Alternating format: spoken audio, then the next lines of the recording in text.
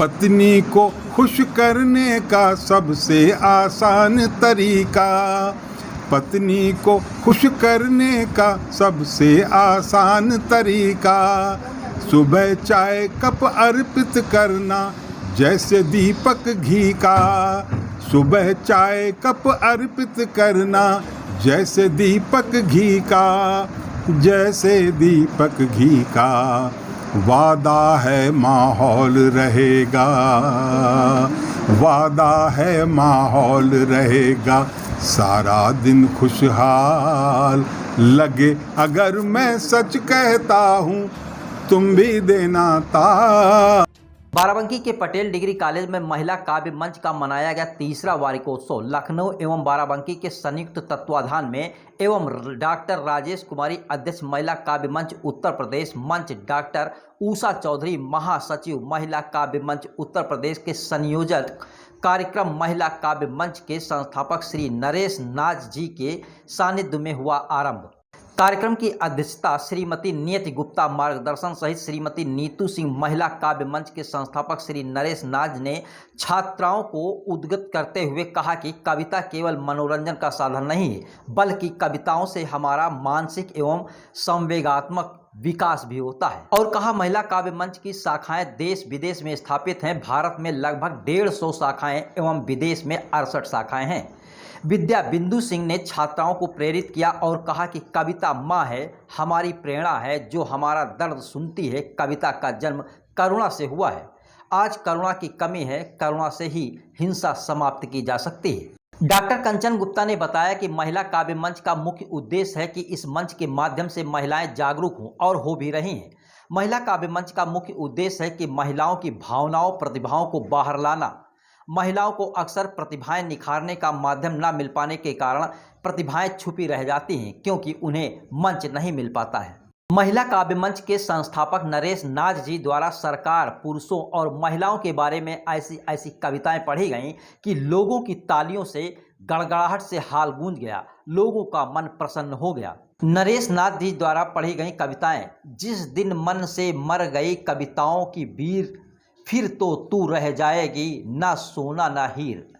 पत्नी को खुश करने का सबसे आसान तरीका, सुबह चाय अर्पित करना जैसे दीपक घी का, जैसे दीपक घी का। माहौल रहेगा सारा दिन खुशहाल की लाइनों पर खूब तालियां बटोरी। महिलाओं की मन की बात कह डाली तो महिलाओं ने भी जमकर बजाई ताली। खटकती हैं ये लड़कियां जो भरी होती हैं आत्मविश्वास से, जो भरी होती हैं आत्मविश्वास से, नहीं झुकती हैं किसी के भी गलत प्रयास से। खटकता है उनका जोर जोर से हंसना, खटकता है उनका जोर जोर से हंसना, पर मुट्ठियों को भींच कर रखती हैं ये लड़कियां कायम अपनी उड़ान को। खटकती हैं उनकी चंचल आंखें जो चमकती हैं सपनों की आभा से, खटकती हैं उनकी चंचल आंखें जो चमकती हैं सपनों की आभा से। खटकता है उनका रात को दिन समझ अपनी चाहतों को नया मकाम देना, खटकता है वो दृढ़ निश्चय जो किसी दलील पर भी नहीं दिखता है। तू है आपका ही नाज है, गीत में मेरी। अभी नियति जी कह रही थी, वो बैकग्राउंड में रहती, अंदाज न होता जो तू नहीं होती तो नाज नाज ना। उनके कदर के सामने, उनके कदर के सामने अपनी क्या औकात, अपनी क्या औकात। जिस दिन मन से मर गई कविताओं की पीर, कविताओं की पीर, फिर तू तो रह जाएगी, फिर तू तो रह जाएगी, ना सोनी नाही, ना सोनी नाही। दुश्मन मारे जाएंगे सारे आखिरकार, सारे आखिरकार। जाग रहा है देश में, जाग रहा है देश में, घर घर चौकीदार, घर घर चौकीदार। कहने को 70 हटा, कहने मैंने 70 हटा, फिर भी है मजबूर, फिर भी है मजबूर।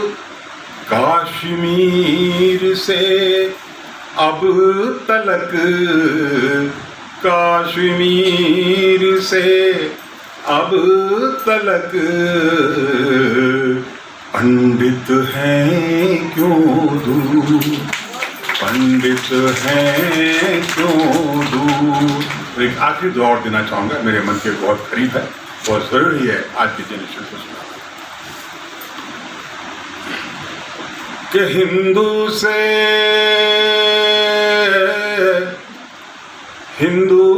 से खाली हुआ है जैसे कश्मीर, हिंदू से खाली हुआ है जैसे कश्मीर। भारत भी हो जाए ना, भारत भी हो जाए ना, जागो हिंदू वीर,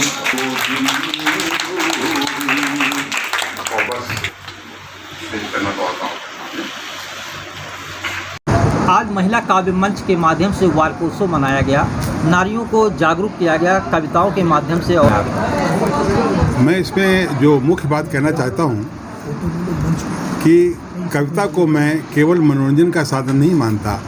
मेरा मानना है कि कविता व्यक्ति का सामाजिक, आध्यात्मिक, मानसिक, शारीरिक विकास भी करती है, उसको एक अच्छा इंसान बनाती है, भावात्मक विकास भी करती है और ईश्वर से जोड़ती है, बड़ा सुकून देती है।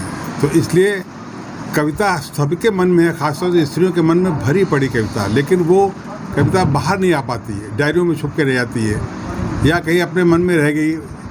तो हमारा मानना ये है कि जब तक वो कविता, जो मन की कविता मंच तक ना पहुँचे तो उसका कोई फ़ायदा नहीं है। इसीलिए मंच खोला गया है और विश्व में ये मंच महिलाओं के प्रयास से आज ये पूरे विश्व में पहुंच चुका है। भारत में 30 स्टेट्स में 150 जिलों में इसकी इकाइयाँ हैं और विदेश में 35 देशों में 65 इकाइयाँ हैं इसकी। केवल अमेरिका में 18 इकाइयाँ हैं। मकसद केवल कविता से लोगों को जोड़ना। तो इस मकसद से जो है आज ये वार्षिकोत्सव भी हुआ था। साल में एक वार्षिकोत्सव होता है, बाकी मासिक गोष्ठियाँ सब करते हैं, कवित्रियाँ जुड़ती हैं, अपना अपना कविता पाठ करते हैं। यहाँ कोई छोटा बड़ा नहीं होता। क्या लग रहा पहले की अपेक्षा महिलाएं कितनी जागरूक हैं? बहुत ज़्यादा हैं, क्योंकि कविता के माध्यम से पता लगता है कि उनके अंदर क्या, वो खुल के अपनी बात कहे, उन्हीं का मंच है ये। क्योंकि मेरा एक सपना हुआ करता था कि मैं 55 सालों से जुड़ा हूँ काव्य मंचों से, लेकिन हमने हमेशा महसूस किया कि महिलाओं के साथ पूरा न्याय नहीं हुआ। जितनी भी संस्थाएं हैं वो सब पुरुष वर्ग ही चला रहे हैं उसको। तो मेरा एक सपना था कि एक ऐसी संस्था, काव्य संस्था बनाई जाए, we should be of the women, by the women, for the women. तो मातृशक्ति को नमन करता हूँ, उन्होंने मेरा सपना पूरा किया और आज वो पूरे विश्व में खुल के अपनी बातें कह रही हैं, खूब कविता को एंजॉय करती हैं, अपनी बातें करती हैं। और जिनने कभी 4 लाइन लिखना शुरू किया था, आज वो उन्होंने अच्छा खासा नाम कमाया है। आज के कार्यक्रम का मुख्य उद्देश्य क्या रहा? मुख्य उद्देश्य केवल यही, क्योंकि एक वार्षिक उत्सव है तो मैं कोशिश करता हूँ कि पता नहीं पूरे भारत के अलग अलग राज्यों में जाता रहूँ, क्योंकि लोग हमको मोस्टली मैं मिल नहीं पाता सबको, तो ऑनलाइन ही हमारे कार्यक्रम होते हैं। लेकिन अपने अपने ज़िलों में अपनी अपनी जगह पे लोग कार्यक्रम करते हैं ऑफलाइन, ऑनलाइन ऑफलाइन जैसा जाए, लेकिन मेरी मुलाकात नहीं होती। तो एनुअल फंक्शन के माध्यम से कभी मैं झारखंड गया, कभी मैं पंजाब गया, कभी मैं गुजरात गया, इस बार यूपी के दौरे पे निकला हूँ। तो यूपी में कई कार्यक्रम हैं, उसमें से एक है। तो ये होता है कि इन सारे बच्चों से मेरा मिलना हो जाता है, वो हमको मिलना चाहते हैं, ऑनलाइन तो हम रोज़ उनसे मिलते हैं, लेकिन मकसद ये था कार्यक्रम का कि हम लोग सामने बैठ सके। आज पूरा हॉल भरा था, सारे पूरे मतलब मध्य यूपी के सब लोग मौजूद थे। महिलाओं और छात्रों के प्रति आपका क्या संदेश है? केवल यही संदेश है कि मन की शांति के लिए, देश को जागृत करने के लिए कविता से जुड़ें, 4 लाइनें लिखें, बाद में वो 40 लाइन लिखना शुरू कर देंगे। दूसरा, अपने जीवन का आनंद लें, लेकिन देश के प्रति जिम्मेदार रहें। देश के सामने इस वक्त बहुत खतरे हैं जो हम खुले आंखों से देख भी रहे हैं। भारत इतनी तरक्की कर रहा है, आज एक देशभक्त सरकार है हमारे पास, देशभक्त लोग इसको चला रहे हैं, लेकिन विदेश के लोग इसको सुखी देखना नहीं चाहते। पहले जो स्थिति थी भारत की, उससे अब बहुत बदल गई है। आज भारत का दुनिया में नाम है, दुनिया सलाम करती है, तो लेकिन कोई देखना नहीं चाहता इसको आगे तरक्की करते हुए। मैं बड़ा स्पष्ट कह रहा हूँ, शायद हो सकता है कुछ लोगों को समझ में ना आए बात ये, मैं इंटेलिजेंस ब्यूरो में रहा हूँ, तो अपने पूरे जीवन के अनुभव से कह रहा हूँ कि भारत को इस्लामिक राज बनाने की दुनिया में तैयारी चल रही है, पूरी तैयारी हो रही है। उसके लिए पैसा फेंका जा रहा है, जो कुछ भी हो सकता है वो किया जा रहा है। लेकिन इसलिए हर व्यक्ति को खुफिया विभाग का आदमी बनना होगा, हर व्यक्ति को घर में गुप्तचर बनना होगा। अपने चारों तरफ नज़र रखो कि कहाँ पर क्या हो रहा है। भारत को होने वाला कुछ नहीं, बहुत मजबूत देश है, कोई चिंता वाली बात नहीं। हमें शायद पूरा नहीं याद आ रहा, अभी आपके माध्यम से कि अगर लगे कुछ सच कहता हूँ, कुछ ऐसी पंक्तियाँ की जिस पर काफ़ी लोग खुश हुए, हम चाहते हैं उसकी 2-4 पंक्तियाँ मतलब जी। मैं जैसे एक्चुअली क्या है कि मैं देश का काव्यात्मक इतिहास लिख रहा हूँ, जिसमें अब तक 10 पुस्तकें हमारी आ चुकी हैं ताल सीरीज़ के नाम से। तो जो कुछ भी देश में होता है डिफरेंट विषयों पर, तो मैं 4-4 लाइन में अपनी बात करने की कोशिश करता हूँ। और हर किताब में करीब 100 बंद हैं, तो केवल एक बंद जो महिलाओं के को नमन करते हुए मातृशक्ति को बारे में लिखा है, वही पे भी करीब 10-12 बंद है। केवल एक बंद जिसको सबने बड़ा एंजॉय किया, तो एक बंद दे रहा हूँ आपको स्थाई के साथ कि मेरे प्यारे देशवासियों, सुनो देश का हाल, लगे अगर मैं सच कहता हूँ तुम भी देना ताल। मेरे प्यारे देशवासियों, पत्नी को खुश करने का सबसे आसान तरीका, पत्नी को खुश करने का सबसे आसान तरीका, सुबह चाय कप अर्पित करना जैसे दीपक घी का, सुबह चाय कप अर्पित करना जैसे दीपक घी का, जैसे दीपक घी का। वादा है माहौल रहेगा, वादा है माहौल रहेगा, सारा दिन खुशहाल। लगे अगर मैं सच कहता हूँ तुम भी देना ताल। मेरे प्यारे देशवासियों। और बाराबंकी लखनऊ इनके संयुक्त तत्वावधान में ये आयोजित हुआ। रायबरेली इकाई की भी अध्यक्ष थी उपस्थित, और सीतापुर और जो है अयोध्या की भी अध्यक्षा यहाँ उपस्थित थी, और भी अनेक कवियत्रियों का यहाँ एक जमावड़ा हुआ, सभी एकत्र हुए और एक बहुत ही अच्छे कार्यक्रम का आयोजन हुआ। और जो महिला काव्य मंच है, इसका जो मेन उद्देश्य, मुख्य उद्देश्य है कि महिलाओं की जो अंदर छुपी हुई भावनाएं हैं उसे मंच तक लाया जाए, क्योंकि उन्हें मंच नहीं मिलता है, वो अपनी बातें कह नहीं पाती हैं। कहना तो बहुत कुछ व्यक्त करना चाहती हैं पर मंच नहीं मिलता है।